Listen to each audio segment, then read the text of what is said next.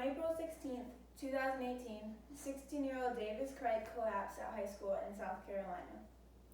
Witnesses say he drank one Mountain Dew, one energy drink, and a coffee, all within 40 minutes. The county coroner said the amount of caffeine which he took in caused a cardiac event, which caused an ineffective heartbeat, which in turn caused his death. This is not the only tragic story that has happened because of caffeine. Caffeine has numerous serious health effects, and it should only be consumed in moderation.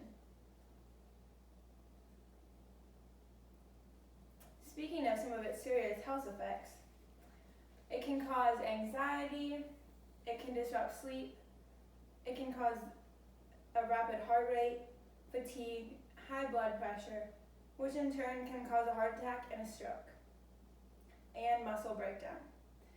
Another word for muscle breakdown is rhabdomyolysis. This is caused by excessive caffeine intake. This is where damaged muscle fibers enter the bloodstream, causing kidney failure.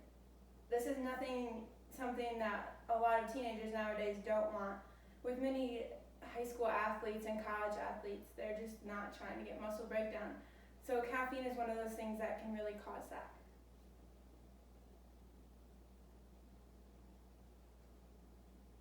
Caffeine not only has serious health effects, but it can also cause addiction. Addiction is a very serious thing. It's what makes drugs so scary nowadays. Caffeine does cause addiction, and it can be very scary. It does this by regularly building up your tolerance. When you consume caffeine, your body just gets more and more used to drinking it all the time. So then you build up a tolerance to it, and your body begins to want more. Caffeine also triggers some of the same brain chemicals as cocaine and amphetamines. Obviously, those are some pretty scary drugs, and caffeine can do the exact same thing to you.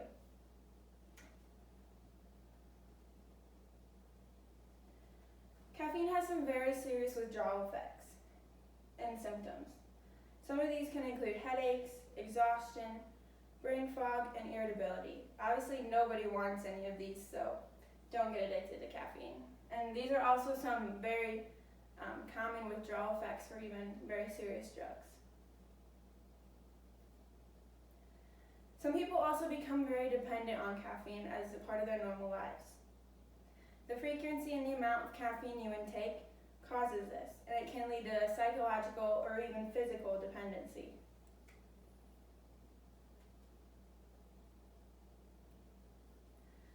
With all of this, there are also some potential benefits to drinking caffeine. It actually has numerous health benefits. Some of these include it can protect your brain from many serious diseases. For one, it can lower your chance of Parkinson's by 32 to 60%. It can also lower your risk of type 2 diabetes by 7%. It can also lower your risk of Alzheimer's by 65%.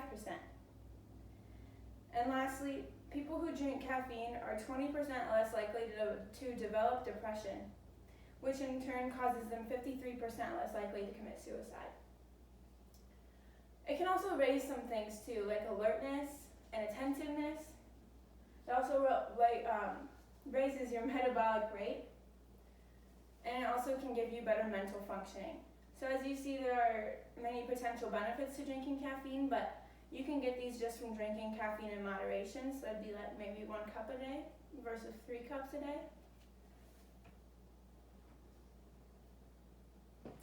In the end, caffeine can be both good and bad for us. Let's go back through what we've talked about today. First, we had the story about Davis Craig. Obviously, he was 16 years old and he died because he was just trying to be the cool kid and drink the amount of caffeine that he was intaking. Sadly, this caused his heart to fail, and the 16-year-old is no longer here. We also talked about some serious health effects that come along with caffeine. Some of these can include anxiety, high blood pressure, and muscle breakdown. Then we talked about addiction. Addiction is a very, very scary thing, no matter if it's a drug, or even just caffeine. It can be very irritating and very scary. It's perhaps perhaps one of the scariest things caffeine can cause. But on the other hand, we also talked about some numerous health benefits it can give you. Some of these include diseases that it can lower your chance of developing later in life.